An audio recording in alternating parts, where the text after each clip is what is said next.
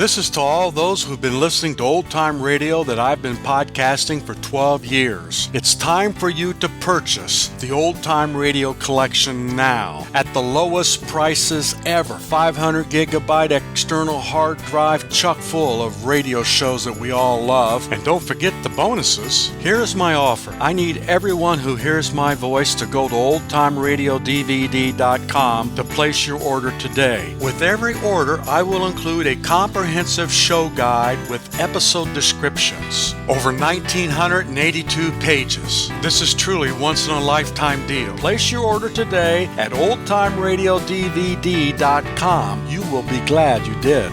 And now Radio 4 carries you away to the far west coast of Wales to an idyllic caravan site by the edge of the sea.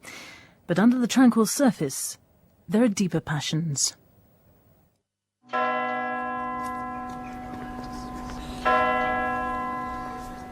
I think, in many ways, you could say we all killed him.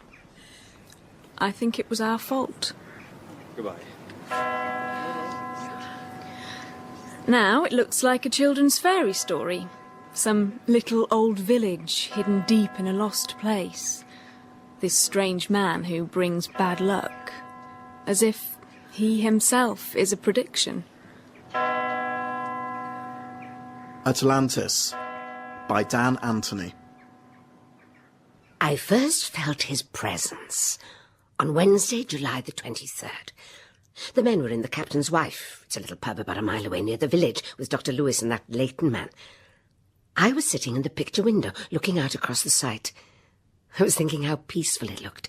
The lights glowing through the curtains, the children all sleeping. The neat, trimmed grass, the deck chairs and windbreaks stacked by the boats, the flicker of moths in the light we put up at the entrance, the ring of vans. I sometimes think it's like a wagon train. All the vans pulled up in a circle for the night. A really safe place. A haven. Then I saw it. A shape. A figure. A man. Skulking around Fitzpatrick's. I remember the day he arrived. I'll tell you this, it was raining. I was in the Captain's Wife with Leighton, and we were discussing Mr. Fitzpatrick's van. The poor old bugger had just died. You remember last season, Leighton? Fitzpatrick's wore blind. He would come out for a trip around the bay. Never did, though. Now we never will. And I think of the times I told him, go and see a doctor. You're ill, man. Well, you are a doctor. Oh, I never treat friends or neighbours. One can only offer a genuine, objective opinion when one doesn't care about the outcome. Would you tell me if you thought I had something bad? Of course, man, you're not a friend. Cheers, Doc. It's simple, see. There are 4 mega-fantastic static caravans, real peaches. There are 10 wayfarers and there are 9 busbies. I have a busby. It's a bedroom and a living area. If I could have afforded it, I would have bought old Fitzpatrick's. Satellite, cable, fence, and a picture window, looking out at the headland, and then the Atlantic. Nothing between your feet and America, bar 2,500 miles of ocean. Did I mention I own a canoe? I was with Dr. Lewis in the Captain's Wife. We were talking about the caravan, the empty one. It was special. Come on, Amy. What, Auntie? Let's just have a look here, round the back of the caravan, peek through a window. I wonder what we can see. Everything all right, Christine? Oh, good morning, Dr. Lewis. I was just with Amy. I know what children's waterworks are like. Once you start, you can't stop, can you, Amy? Looking for a bit of privacy behind old Fitzpatrick's van. Amy's not that sort of girl. She always uses the toilet. Oh, if I didn't know you better, I'd say you were coveting old Mr. Fitzpatrick's caravan, Christine. Were the curtains drawn yesterday? No, they are today. They must have been yesterday. Leighton and I were speculating as to when it might come on the market. Are you interested? I know Leighton is. No. We're just on our way to the beach. Come on, Amy. Your mother'll be wondering where we are. For goodness sake, hurry up. Yes, Auntie Christine. Hi, my name's Jeff. I'm 44. I live in the one in the far corner. I say live. For the summer I do. I'm next to Dennis and Christine. They are great. They've got a washing machine. Christine used to let me use it, but now she's actually taken to doing my laundry for me. Yeah, not that there's much. T-shirts, shorts, bathers, towels, that's about it. There's 24 hours outdoors here. I suppose that's why my van's a bit plain. Christine says as soon as I get a woman, she'll stop doing my laundry. I didn't notice anything strange. But then I never do, because I'm not so good at noticing things. When my husband Dennis came back from the captain's wife that night, I was still up. I'd been watching the caravan like a hawk. I was sure I'd seen a light inside the van. Maybe a torch, a burglar. I sent Dennis out with a flash lamp, but he couldn't find anything. Dennis went to bed. I stayed up and watched the van. Next day, I was like a bear with a sore head. Laura and I had gone for a shower. She's my daughter. She's 5. She likes to have a shower in the morning. She likes to wear flip-flops in the shower. And I'll swear that things were different from that day. Christine was like a bear with a sore head. She was convinced that there was someone living in Fitzpatrick's van. But I hadn't heard anything, and I'm next door. Morning, Christine. What's good about it, Jane? Hello, Amy. Hello. Do you think she'd like to play with Laura today? I don't know. You'll have to ask her mother. Christine is a stuck-up cow. I feel sorry for her husband, Dennis. They're one of these families who section off a portion of beach with windbreaks and a moat, and they all sit in there. Dennis, his 2 brothers, Christine, the other wives, 7 children. Well, the oldest, Darren, is 16. He's bored out of his head. Dennis and I have no children. But his brothers have several. Alan next door, Robert next door to him. I don't mind looking after the little ones. It really is the perfect place for a children's holiday. No traffic, no strangers, no threats. Amy's always wandering off, but it's fine. She never goes far. You don't have to worry about child molesters. Hanging's too good for them. Have you ever watched a wall and thought, my God, that's my life? I hate it here. I always have. I've been coming here for 5 years with Andrew. He came here when he was a kid. He loves it. Nothing happens. Nothing. He just says, Sally, if you can't tell how wonderful this is, you must be thicker than chocolate sauce, in a bad Welsh accent. Patronising git. Sally, my partner, and I come here every summer. She's a bit younger than me, 38. Need I say any more? There are 2 things about Sally you have to realise. She's a tart, and she wants children. There are 2 things about me you should remember. I'm a tart, and I'm an only child. I just like it here. City life is so fast. But here, everything stays exactly the same. And I do mean exactly. The same white fences, the same parking spaces, the same mackerel, barbecues, wet days on the coast path, rain falling, sun setting, misting. I'll talk like that in town, and they'll ask you how long you've been out of your secure unit. Sally doesn't see this. She sees nothing. No friends, nothing to do, nowhere to go. Which is exactly why we come here. Oh, bloody papers. Completely unmanageable in even the slightest of sea breezes. Hey, Sally, look. There's someone looking at Fitzpatrick's place. Big deal, Andrew. I'm sleeping. You must be putting it on the market. What time is it? I bet Doc Lewis will have something to say about this. Do you think we should set up a committee to vet the newcomers? What time is it? I was out in the canoe. Dr. Lewis had his boat out. He and some of the boys were mackerel fishing. I just capsized. I was pulling my canoe out of the water when I looked up at the sight. This guy in a red beamer pulls up, and he goes straight into old Fitz's van. So I emptied the boat and paddled out to tell Doc Lewis the agent from Cardigan was measuring up. My dad is Alan, and my mum is Gwen. We've been coming here with my auntie Christine and Dennis since I was born.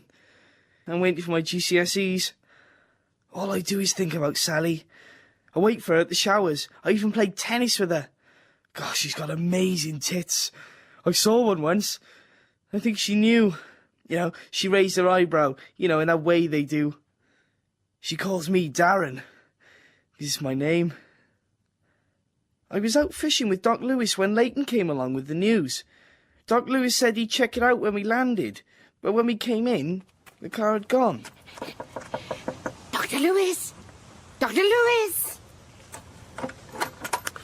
Ah, Christine. Oh, is it one of the children? Probably trapped wind. But I'll come over and see what I can do. I'll tell you this. If it isn't trapped wind, it'll be an appendix. Always is. No. Look, Mr. Fitzpatrick's van. There's someone in there. A man. Ah, there's a light. Shall I call the police? I think that would be jumping the gun a little. He's probably something to do with the estate agent who came today. We'll pop over in the morning, eh? Hi again, Jeff.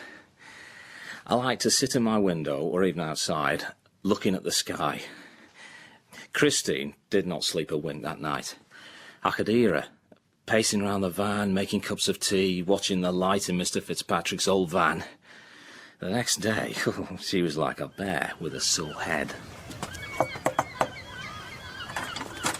Christine, I wonder if I could use your... It's only my costume, some smalls, and a couple of waterproof vests.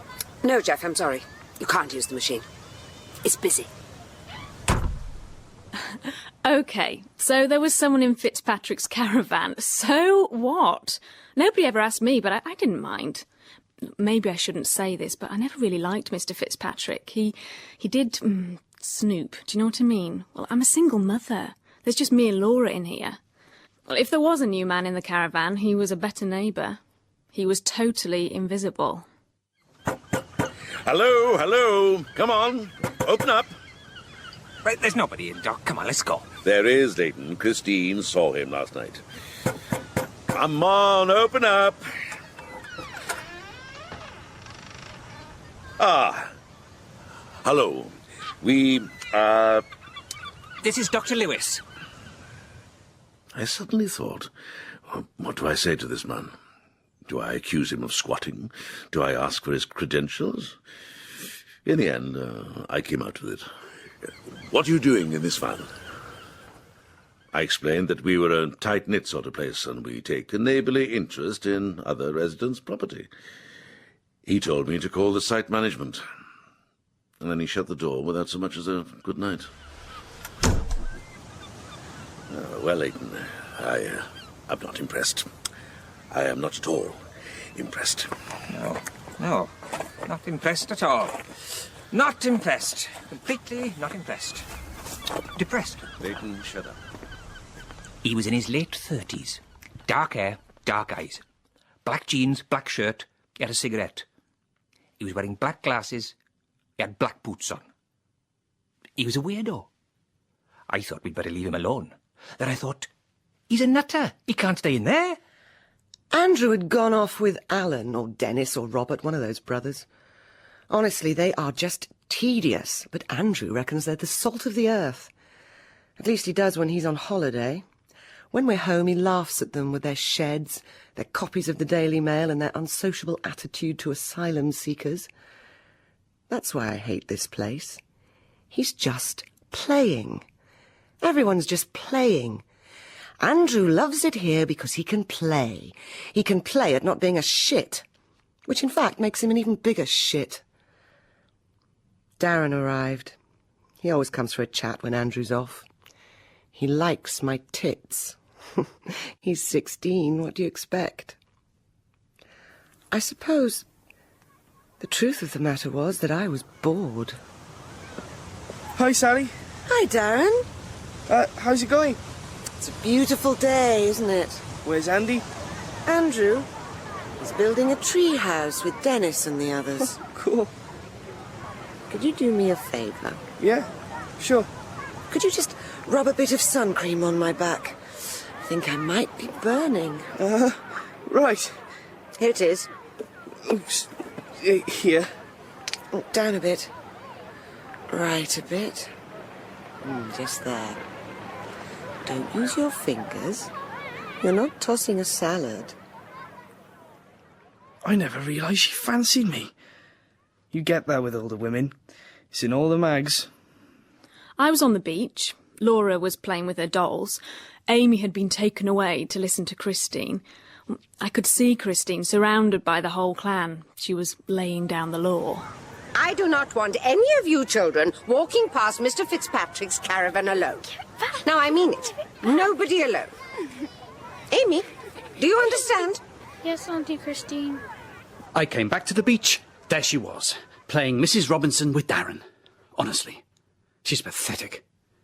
If Sally's not fed a constant supply of people and situations, she has to make them up.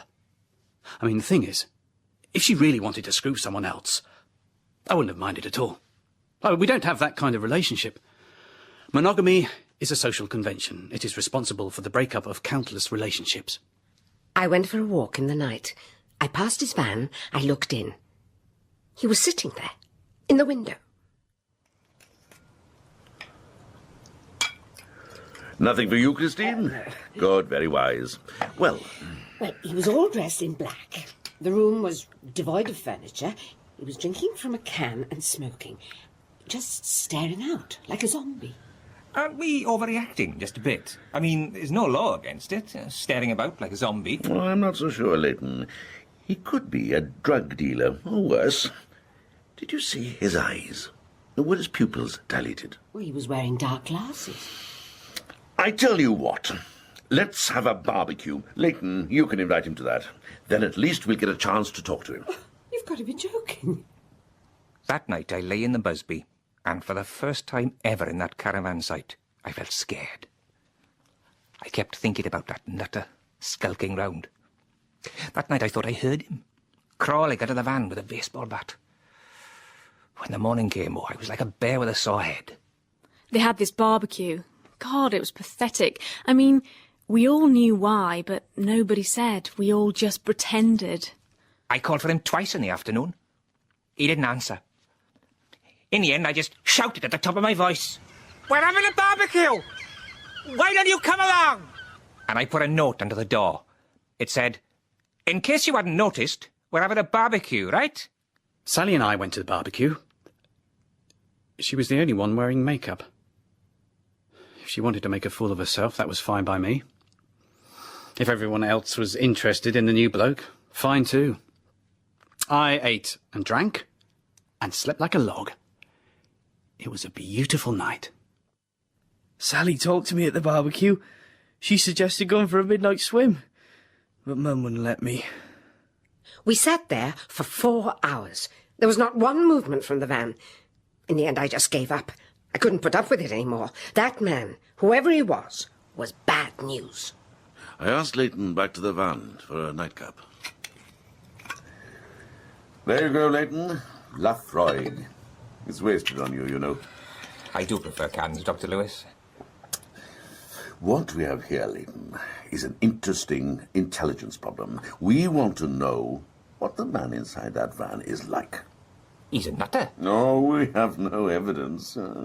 In fact, we have only 2 actual sightings. He hasn't done anything. Oh, come on, Doc. He could have just come out to say hello. Have you considered the possibility that he might be ill? Mental? I'm talking about a physical disease. Photophobia.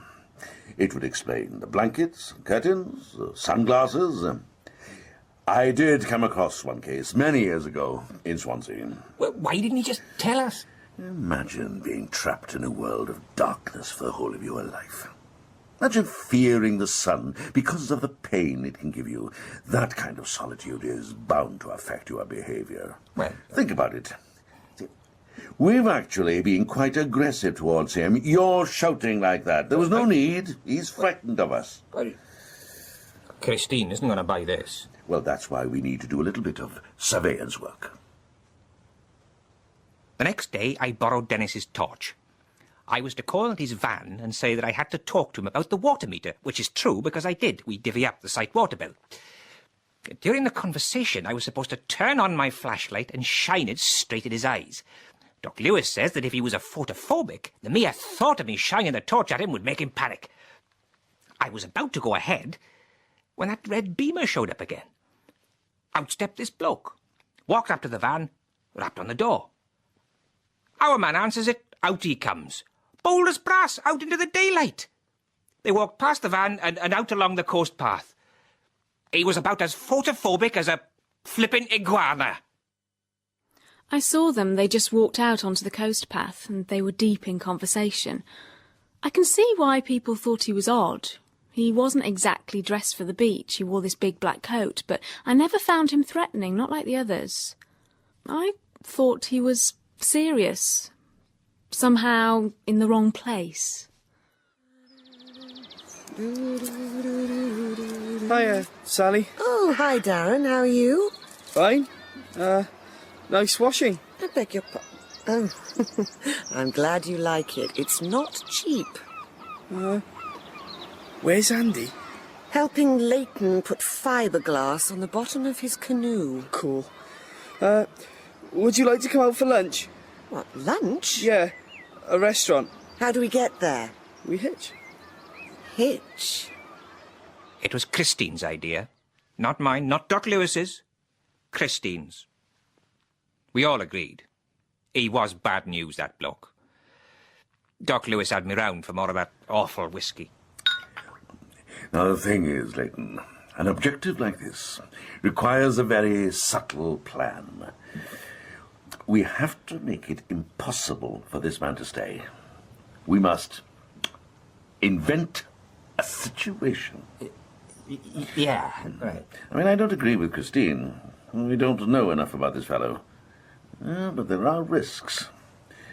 Well, personally, I've always been more concerned with that really strange man with tight bathers and flip-flops who lives next door to Christine. Well, I was gobsmacked, in a very real sense. It's Jeff, by the way. Well, Jane was shocked. Christine, she was on the warpath. She was like a bear with a... you know what I mean. Somebody had broken into Jane's van and stolen her TV. In broad daylight, when we were all on the beach. It's unbelievable. I mean, we never had any crime here. Never. Now, I'm not saying they were right to do this, but I am saying, well, he was the only one on site, and he was rather strange. The police came. Sergeant Williams from Cardigan. I explained the situation. Jane was incoherent. That man appears, her TV disappears. People like that make me sick. Of course I wasn't incoherent. I just didn't understand. It seemed so unlikely. I mean, if I was a robber, I wouldn't turn up looking like a member of the cast from Bad Day at Black Rock and nick a telly from my next-door neighbour. Christine demanded Williams search the van and, well, hey presto. One TV set is discovered under the bin bags at the back. I mean, come on. Christine, Dr. Lewis and Leighton, well, they demanded that Sergeant Williams took the man to the station and threw him off the site. But this is the odd thing. Williams, who was one of those big, round, almost genial policemen, told everyone to hold their horses. And he and the stranger went into the van. And 5 minutes later, the sergeant reappeared, presented me with my television set, said that there'd been a misunderstanding, and left. Well, I didn't know what to make of it. I really didn't. Before he left, Sergeant Williams took me aside. "Don't worry, girl," he said. "It'll all become clear in the end. You're quite safe." I booked a table at the Mad Monkfish Seafood Restaurant cum Bistro, 2 miles outside Cardigan. I needed money, though. A starter, £3.70. A main course, $11.99. Coffees, afters, drinks, taxi. I wrote it all down, and it came to £78.50. Where was I going to get that sort of money? You all know why I called a meeting of the Residents' Committee. We come here to get away from exactly the very thing that man represents. Thieving, violence, car crime, dirty streets, paedophiles, noise, louts, terrorists. Yeah. Now, have you any idea how difficult it is to walk past that van, knowing that the man inside is either thinking of robbing you or abducting the children holding your hands? And for the first time ever, I was scared the other day. Little Amy'd wandered off, and thank God she was just playing in a rock pool, but... Well, Jane, where did your television finish up? Still seems a bit unlikely. What do you suggest we do, Christine? The police have already been here. Do we lynch him? We make life difficult for him. We drive him away. Ah, ethnic cleansing.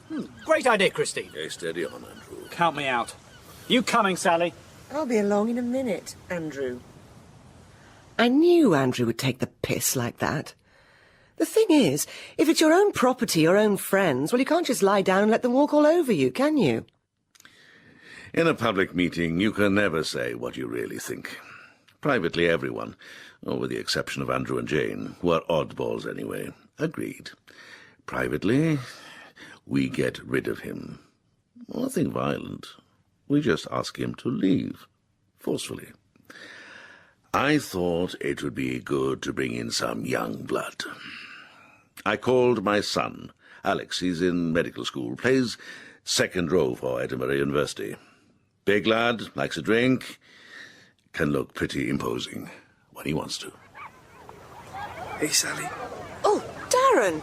You gave me quite a start, creeping up on me like that. Would you like to come for a meal with me? I've got a taxi in the lot. It took a bit of doing, but she agreed to come. All I needed was to get the money. I asked them down at the captain's wife if they had any bar work, but they didn't, and they said I was too young. Honestly, I tried everybody. Dad, Mum, Auntie Christine. In the end, I managed to get 15 quid out the kids, basically by threatening them. I sold my boomerang to Jeff from the next caravan for $3.80. That meant I needed 50 quid. I thought about asking the nutter in old Fitzy's van, but he was spooky, all dressed in black. He'd come out more often now. He'd walk about the site, and all the mums would shout at their kids to run to their vans. I shouted at him, "Oi, leper! Why did you draw your curtains?" Christine laughed. He didn't seem threatening. I actually thought he appeared more frightened than us. You wouldn't believe the atmosphere in that place. It was poisonous. Christine and the brothers were obsessed with that bloke in the caravan. They put windbreaks up right around their beach hut. He had taken to sitting on the headland looking out to sea. I must say, it was a bit unnerving. He was like a vulture up there. I used to see more of him than the others. We actually spoke to each other. Nothing more than a good morning and a good night.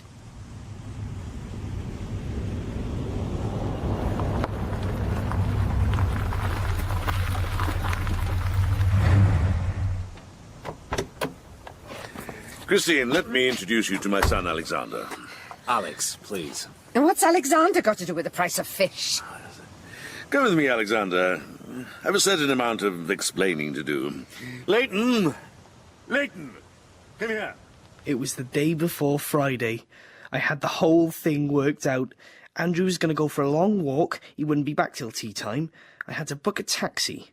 11:30, Sally and I sneak off, and Bob's your uncle, just the two of us in this restaurant.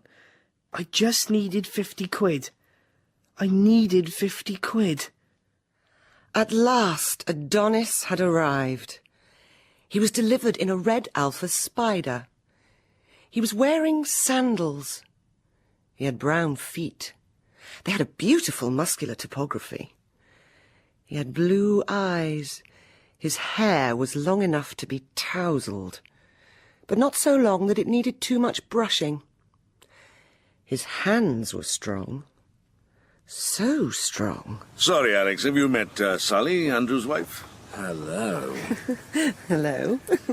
Come on, Alex. Leave the car for the moment. It's quite safe. I don't know. I don't know. It's Jeff here. I mean, the weather had been set fair for days, but nobody was doing anything. I like playing with the kids. Frisbee, football, swimming. I wanted to show them the boomerang I bought from Darren, but they weren't allowed to play. I went swimming, but it wasn't the same. I suppose I began to resent him, that strange man. He spoiled everything. I live alone. This is my holiday. Why should he spoil it all? It wasn't fair. I took photographs. I watched him do everything. I knew what time of day he got up. I knew when his friend came in the car. He brought supplies. And not from round here. He had Tesco bags. The nearest Tesco's 20 miles away. Lafroig, Alex. Cheers, Dad. Leighton. You haven't got any car. Cheers. Now, you're sure about this, aren't you, Alex? This is a serious accusation. It was on the passenger seat of the car. Yeah. I remember thinking, shall I pick it up and carry it? Then saying to myself, this is the safest place in the universe. I mean, God, Dad, I've been coming here all my life. Who's going to steal my wallet? I think this is the small piece of good fortune that is going to win us the war, Alex. Don't you, Leighton? Oh, it's terrible. You'll have to tell the police. Oh, of course. Who do you think did it, Leighton? Well, it wasn't me. Couldn't it have been him? He was up on the headland. I saw him. Are you absolutely 100% sure about that? Ah, sneaky. There was uproar on the site, and they were all talking about the wallet and the stranger. They practically invaded his van. Well, eventually he came out, and they confronted him, and he looked scared. He kept saying he hadn't taken it. Well, Sergeant Williams was there. And then the man in the BMW came, and he looked worried. Well, Dr. Lewis said he believed it was him, and he insisted that Sergeant Williams allowed him and his son Alex to go with him into the van to search for the wallet. Christine looked triumphant. Then half an hour later they came out. No wallet. Then Williams, the BMW man and the man, well, we still didn't even know his name, they went into the caravan. And they stayed in there talking for hours. What was it like, Doc? He's a weird here, Leighton, no mistake. There's no furniture, sleeping bag on the floor, cans everywhere. There's a black bin bag practically overflowing with cigarette butts. We've got him now, Alex. Eventually, at evening time, when the tide was in, they came out, the three of them. Now, this is when I realised that we really had to be wrong about the man. He knew the man with the BMW, and the man with the BMW was obviously telling Sergeant Williams what to do. So, the BMW man was a policeman, wasn't he? A plainclothes policeman. Suddenly, I felt very different about my strange neighbour. This man was important. I'd completely forgotten about Darren. I wasn't even dressed. He arrived at my van looking like an extra from Footballers' Wives. He was wearing one of his uncle's cream suits. He had the sleeves rolled up to his elbows. He had a tie on. You fit, babe? Darren, listen, I think I can't make it today, sorry. But there's a taxi coming and everything. It's Andrew. He found out about us. He doesn't want me to see you. That's okay. He's gone. He hasn't. I saw him. He's walking to Newport. No, but we have to be careful. I think he suspects. Well, imagine what would happen if he walked to Cardigan instead. To the Mad Mugfish Seafood Restaurant cum bistro. I'm sorry. Can I come in? No. You don't want people to suspect. Suspect what? Look, Darren, you have to go. I'll talk to you next week. Next week? God, can you believe how desperate I was? Had Alex not arrived, I might actually have gone for lunch with that boy. As it was, Alex was already in my van. It was one of those purely physical things. There was no need for either of us to say anything.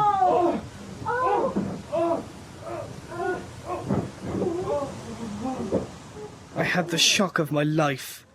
Sergeant Williams was taking a statement from Jane. He was asking her about the wallet. He asked everyone about it. Somehow, he twigged that it wasn't a weird bloke. I felt sick. He looked at me, as if I looked funny. I just walked on towards the beach. What's wrong with wearing a suit to the beach? It was in my pocket. Alex's wallet, the 50 quid and all his cards and that. I thought Sally'd be impressed. I was going to pretend they were mine. This is what happened. I was thinking about £50. He arrived in his sports car. He left the wallet on the passenger seat. I picked it up. I'm sorry. I never liked the bloke anyway. There was a knock on my door. It was about 5 o'clock in the evening, and Laura and I were eating Alpha Bites. She was complaining because Christine had stopped Amy from coming to our caravan to play Barbies, because we were too close to him. Well, I opened the door. It was him. The man next door. He looked nervous. He was very direct. He said he'd seen me talking to Sergeant Williams and that he was sorry for causing me inconvenience. Well, I asked him what his name was. It's funny, I'd been wondering that all along. We still didn't even know his name. Rao, he said. I couldn't help smiling. Not that Rao's a risible name. I like it. I just knew he wasn't going to be a Dave or a Robbie. This place was never right. I tell you who else is a nutter. That Jeff next door. He's always coming round with his washing or asking if the kids can come and play. Oh, I don't let them. And Dr. Lewis. No one ever mentioned Mrs. Dr. Lewis. She died in her sleep. They never found out why. A year later, he retired. He looks like that doctor, the one who gave his patients morphine. And then Sally. She slept with Uncle Alan 2 years ago. I heard them in the bushes outside the captain's wife. Of course, I told no one. But I could never look that Andrew in the face. Well, not that I wanted to. Smart Alec, trendy, arty-farty ponce. The only thing that made me stay was this. Why should that bastard make me move? If anyone's going, he is. I went to see Dr. Lewis. I took Dennis. Then I left them to it. Lafroig. Dennis, Alex, Leighton. Brother Cal.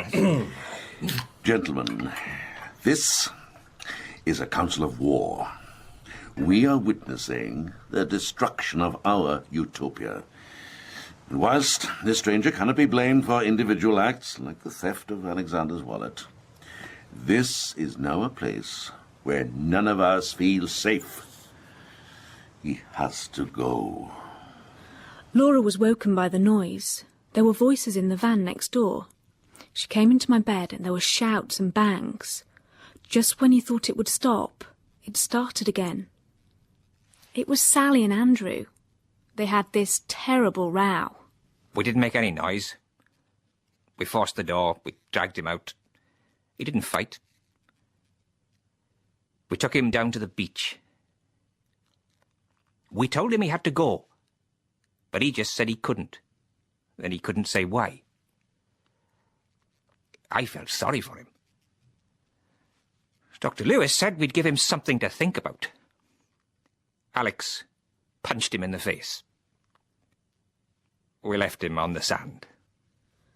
In the end, I thought I'd better go round. It was too much. I could hear Sally crying. I told Laura to stay in bed. Well, I opened the door, and there he was, staggering up the gap between the two vans. He was bleeding. He'd been beaten up. Well, I took him in, I gave him a drink and cleaned his face up. He told me he couldn't stand it anymore. He was going to leave as soon as he could find somewhere else. It was a nasty business, but he'd got the message. I saw Christine, Dennis, and the rest heading to the beach. They knew he was on his way.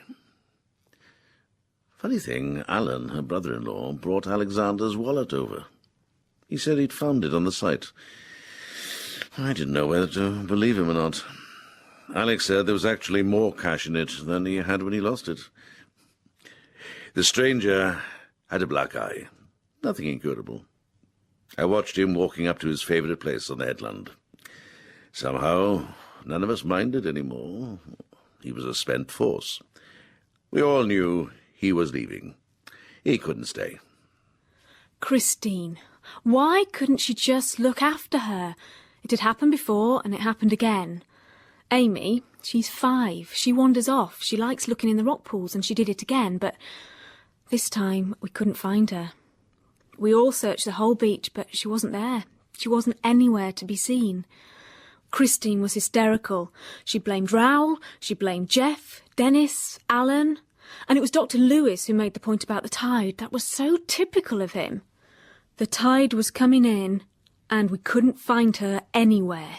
Dr. Lewis went to get his boat out to see if she'd walked into one of the other bays at low tide, but I put a hole in it, because Dad had given me such a bollocking for nicking his stupid son's wallet.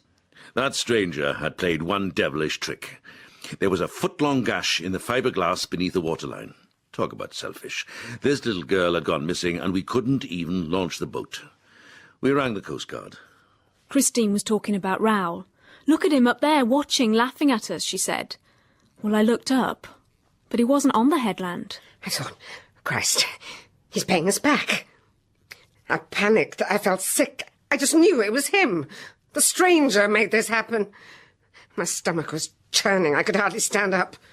I wanted to kill him. I had to give Christine a sedative. Finally, the inshore rescue boat came, and they began to work their way along the coast. It took an age. Well, eventually they return with 2 people on board, a man all dressed in black, and Amy. It was Raoul. The others wanted to kill him, but I could see he was talking to the girl. I hadn't seen him smile before. Then the lifeboat man explained. The stranger had seen her in the next bay, cut off by the tide. He'd scrambled down the cliff, he'd taken her to the back of the bay and climbed just above the high water mark, and they found them sitting together between the cliff and the sea. He'd saved her. It was the first thing that came into my head. I wanted people to know what he had done. If you misjudge the caliber of a man, you should be entitled to make amends. That's not selfish, is it? The story was on TV. Regional news. They like that sort of thing. Dramatic cliff rescue. Passing cliffwalker saves the day. They used Christine's photos. I think she'd been collecting mugshots to help the police with their inquiries. Doc Lewis and I knocked on his door. We said we were sorry. He called that night. He said he had to go. He kissed me on the cheek and thanked me. I don't know what he'd done or who he was, but I felt very close to him. I thought he was brave, although I don't really know why. I kissed him. I just did. It was almost as if he was 2 people. There was someone dying to get out. I just wanted to shout, "This is all wrong." And he kissed me. I don't know, I felt released. He didn't tell me why he had to go or where he was going, just that they'd be coming to collect him that night. And they did, a couple of hours later. But it wasn't the man in the BMW, his friend. 2 cars, headlights, they crashed into the site at about 2 a.m. 4 men dragged him to one of the cars. I ran outside screaming. One of them hit me. They screeched off. It was Sergeant Williams who explained. He was a witness in Manchester. We were right about him in a way. He was a criminal, but he'd agreed to testify against all these big fish. Apparently his word meant curtains for some really big players. They were hiding him out here. I suppose, when you think about it, it was a pretty good idea. All he had to do was sit tight in his van and, turn up at the trial. It would have worked like a dream, if only he hadn't appeared on the news that evening. That's what's so ironic. He really couldn't tell us what he was doing here. We weren't to know that, though. Poor bloke. Makes you think, though. I don't care what happened. I was very grateful to him for finding Amy, but in the end, there's no smoke without fire. He had it coming to him.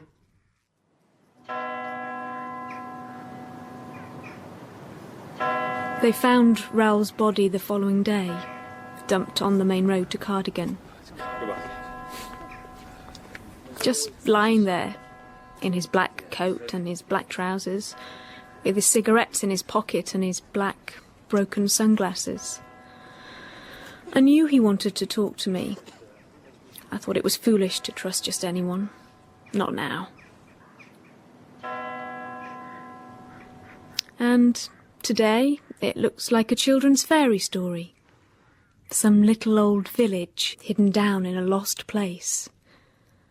The stranger who might bring bad luck is gone.